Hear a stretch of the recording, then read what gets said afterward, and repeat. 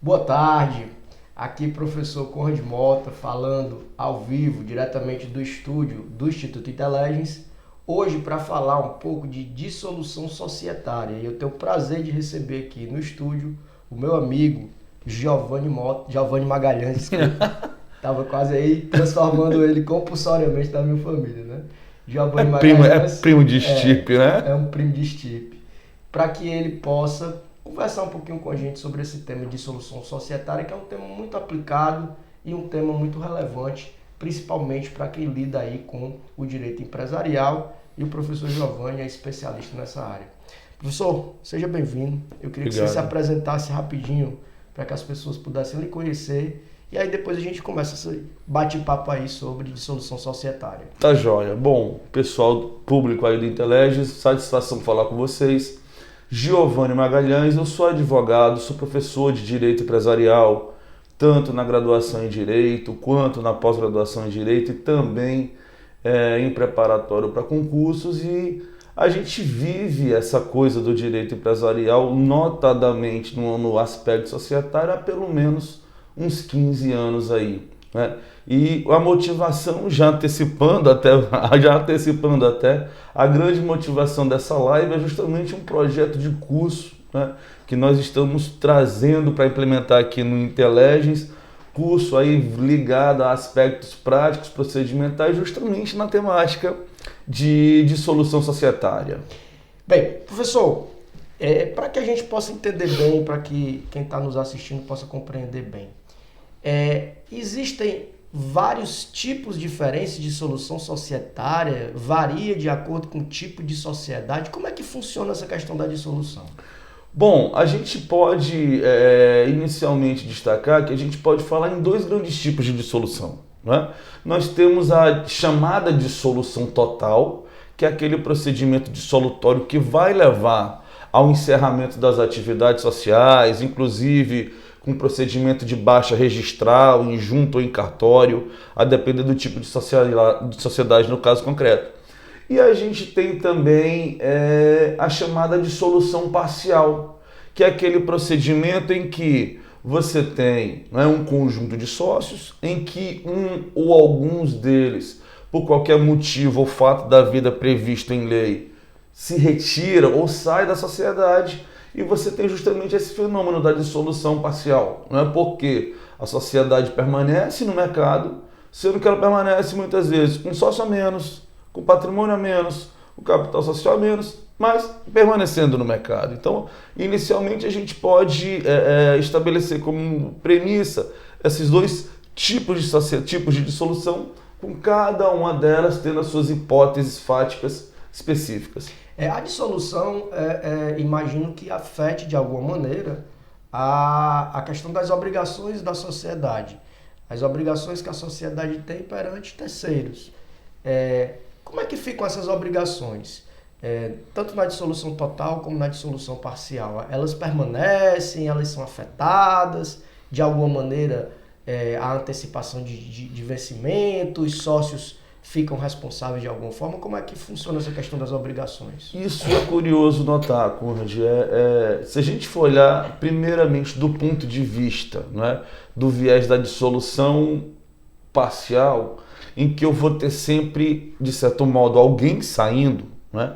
Esse cara que sai de um empreendimento, esse cara que sai de um contexto societário, ele continua ainda, em tese, obrigado por obrigações que ele tinha enquanto sócio até 2 anos da data da sua saída. Então, né, a gente está fazendo essa live hoje, dia 9 de agosto de 2019, imaginando nós aqui numa sociedade, eu faço a minha dissolução parcial e protocolo na junta comercial hoje, 9 de agosto de 2019, o meu aditivo de saída, em até agosto de 2011, por qualquer obrigação, vamos dizer assim, que seja anterior a essa data, isso ainda poderia repercutir na minha esfera pessoal patrimonial. Agora, Isso na dissolução parcial. certo. Já na dissolução total, a obrigação de sócio propriamente dito, em tese, ela se encerra no processo dissolutório. A não ser que eu esteja diante de uma dissolução que se dê em caráter irregular, para aí a gente pensar tanto em algum esquema de desconsideração de personalidade jurídica ou até mesmo, Conrad, de repercussão em cima do liquidante, que é a pessoa que vai ser nomeada, às vezes pelo juiz, às vezes pelos próprios sócios, a depender de como se dê a dissolução total, para conduzir a sociedade nesse momento. Então, por qualquer falha na liquidação, é possível repercutir em cima do liquidante ou dos próprios sócios, em caso de dissolução irregular, se for o caso de desconsideração da personalidade jurídica. Isso que eu ia te perguntar, porque muitas vezes há essa dúvida. Qual é a extensão da responsabilidade do sócio? Existem algumas modalidades societárias que o sócio tem solidariedade, tem uma responsabilidade solidária junto com a sociedade. Em outras não. E nessas outras que o sócio não responde solidariamente com a sociedade, essa responsabilidade do sócio, retirante no caso, ela pressuporia uma desconsideração, é isso? Ou pelo menos um exaurimento digamos assim, da busca de patrimônio da sociedade. Se a gente for falar em termos práticos, o que a gente vai ver no mercado é basicamente LTDA e SA, certo, que são dos modelos societários aqueles em que os sócios, os acionistas, os empreendedores têm à sua disposição para proteger seu patrimônio pessoal. Tá. Então o que acontece? Né? Desde que eu cumpra a minha obrigação patrimonial, que no caso da LTDA é a integralização do capital social, e no caso da SA, o pagamento do valor da ação subscrita, a minha responsabilidade patrimonial com a sociedade meio que acaba aí. Né? Tá. Ou seja, num contexto meramente patrimonial contábil, a responsabilidade limitada do sócio que tem nessas duas significa isso. Eu estou dizendo para o mercado que eu topo perder até aqui. Até aqui, a integralização na limitada ou o pagamento da ação na SA. Daí para frente, eu só vou poder pensar em repercussão patrimonial do sócio, pelo menos assim, né? A gente sabe que se a gente divagar para o direito trabalhista, a perspectiva obrigacional é outra, se a gente divagar para o direito tributário, é uma terceira via, mas pensando naquelas relações meramente empresariais, a perspectiva é essa. Desde que o sócio cumpra com esse aspecto patrimonial, acaba ali, a não ser desconsideração. Que desconsidere. Isso. Entendi. E mesmo na desconsideração fica submetido a essa limitação temporal de 2 anos? Não, são coisas distintas. Uma coisa é a limitação temporal de 2 anos. Isso é específico para os casos de dissolução parcial. Tá. Se eu estou saindo de uma sociedade, eu não me torno imune dela pelo simples fato de eu ter saído. Eu vou assumir essa repercussão patrimonial por até 2 anos. Tá. Né? Que, pensando numa limitada, se o capital está integralizado, a minha responsabilidade vai ser 0. Tá. Se não está, eu vou responder pelas dívidas no limite que faltar para integralizar. Entendi. Isso é um ponto. Outro ponto é, independentemente da minha saída ou não, eu ter praticado atos de confusão patrimonial, de desvio de finalidade, que vão impactar em desconsideração. Impactando em desconsideração, eu esqueço essa questão de tempo e desde que a obrigação não esteja prescrita, eu consigo chegar ao patrimônio pessoal do sócio. Interessante isso que você falou, porque eu pensava que era diferente. Eu pensava que essa limitação temporal também alcançava os casos de desconsideração, mas o que você falou faz sentido, faz muito sentido. A limitação temporal é para com a sociedade. A obrigação patrimonial só a sociedade. Só a sociedade. Né? À medida em que eu caio para desconsideração, que é uma exceção a isso, né? Tá. Quando a gente olha lá no maternal do curso de Direito, graduação, você começa a estudar empresarial, que vai estudar autonomia patrimonial, você vê. Né? O que é autonomia patrimonial? É o fato de eu e você, na condição de sócio, não poder confundir o nosso patrimônio pessoal com o patrimônio da pessoa jurídica. Uhum. Né? E a desconsideração, ela decorre justamente desse descumprimento. De algum modo, isso está sendo descumprido e porque nós não estamos levando isso a sério, o mercado, terceiros, fornecedores, credores, devedores, também vão desconsiderar em situações específicas. Entendi. Uma outra pergunta para ti. A gente sabe que a dissolução parcial também pode ocorrer pelo falecimento do sócio, né? É um dos casos. O falecimento do sócio vai fazer essa dissolução. E aí entram os herdeiros na parada. Sim. A pergunta é a seguinte: quem fica? O sócio que ficou, né? Ele permanece com a sociedade, né? Com os herdeiros? Como é que fica? Ele pode, de repente, sei lá, tirar os herdeiros? Existe essa possibilidade? Existe. Olha, partindo do princípio que sociedade é contrato, né? O começo dessa história é o famoso postulado do direito do pacta sunt servanda. Se eu tiver um contrato social minimamente elaborado, certamente o analista, o advogado, o consultor que elaborou vai se preocupar com esse tema. E aquilo que tiver regulado no contrato eu sigo. Tá. Se o contrato disser que o herdeiro pode assumir a condição de sócio, ele assume um mero aditivo tranquilo. Partindo da ideia que o contrato não fala nada, a linha de entendimento é o quê? Eu vou pegar então a cota desse falecido, vou transformá-la em dinheiro, né, através de um procedimento contábil chamado apuração de haveres. Né? Ele é extrajudicial? Pode ser extrajudicial, não tem problema. Tá. Como pode ser judicial também. Vai depender sempre do contexto fático do caso concreto. Faço essa apuração em cima do patrimônio efetivo da sociedade. Né? Ou seja, se a gente faz um contrato social nós dois, dividindo 50% a 50%, mas se eu até o presente momento da minha saída só depositei 10, vai ser em cima desses 10 que vai ser calculado os meus haveres. Entendi. Então, faleceu, define esse valor em dinheiro, e, em razão do falecimento, isso vai, de algum modo, judicial ou extrajudicial, vir a ser entregue para os herdeiros na ação de inventário. Entendi. Tá? Entendi. Sendo possível o contrato regulamentar de maneira distinta ou, em qualquer caso, isso normalmente acontece em sociedades que atuam com a administração pública, que muitas vezes exige, já lá no edital do contrato, um valor mínimo de capital, e se eu já estou naquele mínimo eu não posso tirar ninguém. Né? Então, em situações como essa, pode acontecer também, né, de os sócios sobreviventes, né, entrarem em acordo com os herdeiros para regulamentar aí a substituição do falecido, seja um deles assumirem, seja um dos sócios vir pagar a cota para os herdeiros e comprar a cota para manter incólume, vamos dizer assim, o capital social. Entendi. E falando agora de procedimento, tá? A gente começou a falar aí desse procedimento.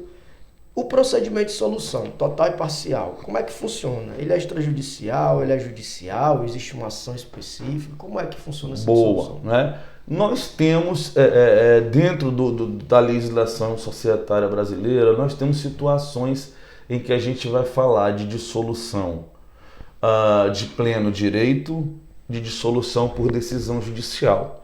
E em circunstâncias bem específicas, dissolução por decisão administrativa, excepcionalmente para SA. Né? Esse bate-papo é muito rápido, fiquemos nas duas principais. Tá? Nessas situações de dissolução de pleno direito, nós estaríamos diante de procedimentos que podem se dar tanto na via judicial quanto na via extrajudicial.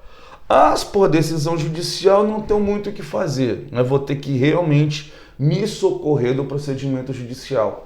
Um caso de dissolução de pleno direito, só para ilustrar, é o caso, por exemplo, de uma sociedade cujo contrato social estabelece prazo determinado de vigência. Cheguei ao final do prazo de vigência, eu posso considerar aquela sociedade naquela data dissolvida e dali já dá o start do procedimento dissolutório e liquidatório da empresa.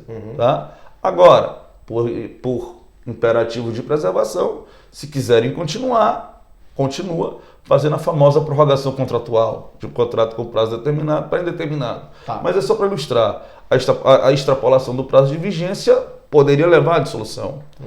Um caso de dissolução por decisão judicial necessariamente é o caso, Conrad, da chamada inexequibilidade do fim social. Essa inexequibilidade é algo que conceitualmente é muito fácil da gente definir. É a situação em que a sociedade cumpriu integralmente o seu objeto social. O problema é definir isso no caso concreto.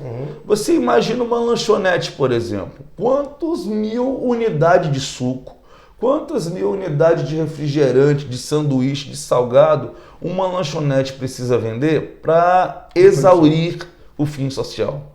Tá? Então, o exaurimento do fim social conceitualmente é muito fácil, né? Mas no caso concreto é difícil. Você pode achar que sim, eu acho que não. E aí o legislador, por bem em situações como essas, remeter à esfera judicial. Nesse caso vai ter que ter a decisão necessariamente, né? As situações que a lei elenca como de dissolução judicial, necessariamente processo judicial, necessariamente através da decisão do juiz. Os casos de dissolução de pleno direito, aí vai naquela, né? Se há consciência entre os sócios, a gente consegue fazer isso na via extrajudicial, linha cartorária mesmo. Se não há, a via judicial vai estar sempre à disposição.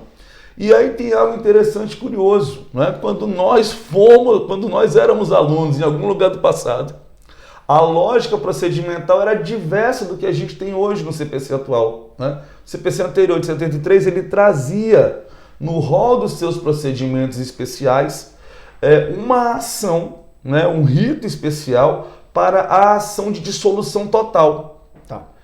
Para a ação de dissolução parcial, né? Cujos casos realmente são bem recentes na legislação brasileira, é Código Civil de 2002, começou a aparecer isso por força de preservação, nós acabávamos, por falta de procedimento, indo para o procedimento ordinário. Vem o CPC de 2015 e como que inverte essa lógica? Hoje nós temos, né, lá no artigo 599 e seguintes, um rito específico para a ação de dissolução parcial, né? E a ação de dissolução total, na falta de um rito específico, foi encaminhado para o ordinário comum. Entendi. Houve essa troca procedimental, vamos dizer assim. E interessante é que é muito parecido o procedimento da dissolução parcial hoje com o que a total antigamente. E para finalizar, essa questão da dissolução, como é que você enxerga aí a participação do profissional, do advogado, né? O advogado aí ele se faz essencial, surgem outros conflitos, sem dúvida. Você visualiza aí um espaço de atuação? Sem dúvida. Basta você perceber, Conrad, que sociedade é quase que como um casamento, né? E partindo do pressuposto de que eu preciso do advogado já para assinar o contrato social, né? Esse advogado ele já vai ter uma atuação extremamente interessante de maneira prévia, né? Regulamentando eventuais procedimentos, regulamentando eventuais situações, isso tudo para facilitar a celeridade de eventual procedimento judicial lá na frente. Então, eu tenho essa possibilidade preliminar. Não bastasse isso, né? Não bastasse isso, é um dos casos clássicos, né? Eu diria mais comuns mesmo de você ver aí em escritórios de advocacia que atuam na área empresarial com essa vertente societária, né? Não é um gatilho para outras coisas. É o trivial, né? É o feijão com arroz de um escritório baseado em advocacia empresarial. Entendi. Professor Giovanni, eu agradeço muito a sua presença aqui, foi muito esclarecedor. Lembrando a vocês, professor Giovanni está com um curso de dissolução societária aqui no Interleges, um curso bem legal que vai acontecer aqui, com aquela turma reduzida que você, aluno do Interleges, já conhece, tete a tete com o professor, para tirar as suas dúvidas, para poder aí colocar as suas questões em mesa, dialogando com os outros alunos. Então, se já não está no site, entra já, hein? Se já não está no site, entra já o curso. Fica aí então o convite para você que está interessado, e eu tenho certeza que se você vier, você não vai se arrepender. E é o primeiro de muitos, né, professor? Sim, a gente está aí com um ciclo de cursos de questões afetas ao direito empresarial. Então, professor, muito obrigado pela sua presença. Eu que agradeço. Um abraço. Valeu. Obrigado.